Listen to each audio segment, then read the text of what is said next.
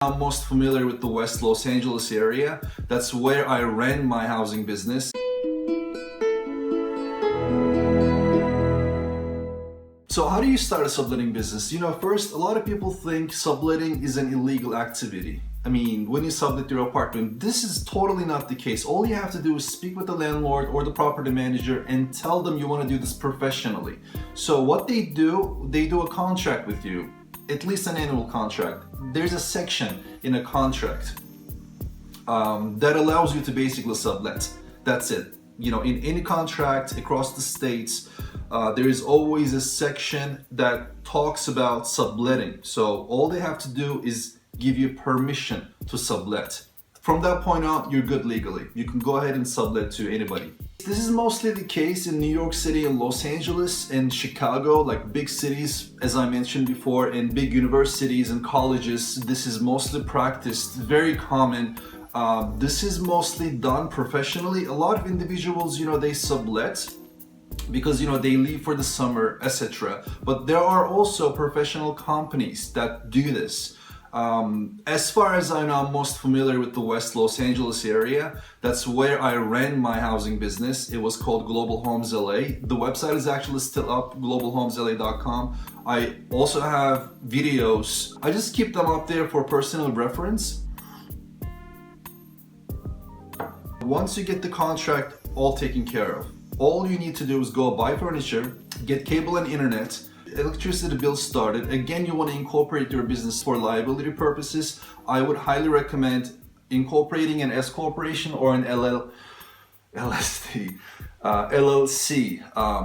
I have a little bit of problem with my tongue. It's still swollen from a wisdom teeth operation, so I'm literally, I can hardly talk right now. Okay. You don't want to go for a C Corp for tax purposes. Again, the best practice, for example, my corporation is an S corporation. I mean, you want to be relatively a bigger corporation in order to go for a C corporation.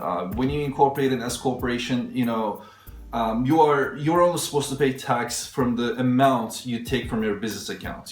This is a whole different Monday Mantra topic. Maybe I can get into this, different type of incorporations and etc. all that in a different video. But for now, we're going to be focusing on the subletting housing business. So once you buy the furniture, I personally recommend IKEA, or if you know a local store or a furniture store in your local neighborhood, you can also do business deals with them. You can promise them a long-term business, and you can also promise them an advertisement, maybe in office, so they will give you a discount. Okay, so 2-bedroom apartments are ideal for college campuses. What you do is you rent a 2-bedroom apartment and then you turn them into shared rooms. So you basically put 4 beds in a 2-bedroom apartment. That is mostly very commonly practiced, and then you charge each person deposit and the first month's rent. When it comes to studios are usually pretty popular for traveling business professionals. For example, I mostly rented out my studios to professionals coming from New York City. They came, they stayed for at least a month or so, or even for 2 weeks if you do Airbnb business, which I highly recommend for studio businesses because you can make up to $2,000 per month profit out of doing renting studios on Airbnb.com. Not so much for shared rooms. Shared rooms are not really going to rent. Well, you can end up renting on Airbnb shared rooms too, but again, that is not a very popular option. That's just a waste of your time, personally thinking. Talking about West Los Angeles, in West Los Angeles, the rent is pretty high. So for a 2-bedroom apartment, if you're extremely lucky, you can find a 2-bedroom apartment for $2,000, starting from minimum $2,000, going all the way up to $3,000, even $3,500, depending on the property. So you rent your apartment, you pay the deposit and the first month's rent, plus you pay for the furniture. So the furniture is completely investment money. You're not going to get that back unless you sell it on Craigslist or something. So that furniture is going to be yours. Again, your deposit stays with the company that you work with, and your first month's rent you have to pay for. And again, you want to rent your apartments as soon as possible so you get that money back. For 2-bedroom apartments, the average profit, in my calculations in detail, you can make possibly, realistically, you can make $1,000 per month. And again, with studios, which is my favorite, you can make up to $2,000 per month. That is the case with the studios, and that is the case with the 2-bedroom apartments. And again, the who you rent to will be mostly, probably, I would guess 50%. If you did this business in, for example, Westwood, UCLA area, you're going to be working with a lot of international students and students, local students, domestic American students. Plus, you're going to be working with a lot of traveling business professionals. And again, if you did this in New York City or anywhere else in the United States, and I'm talking United States, you want to keep this within close range to universities and colleges, ideally. But again, you know, if you can get a deal in Manhattan, for example, I mean, sure, go ahead, go do a studio business. I'd be totally down for that. Let me tell you this isn't supposed to be a part-time business. You don't want to do this on the side to make more money. This is supposed to be a full-time business. So if you're going to get into this, do your research properly. And again, do this if you're going to like it.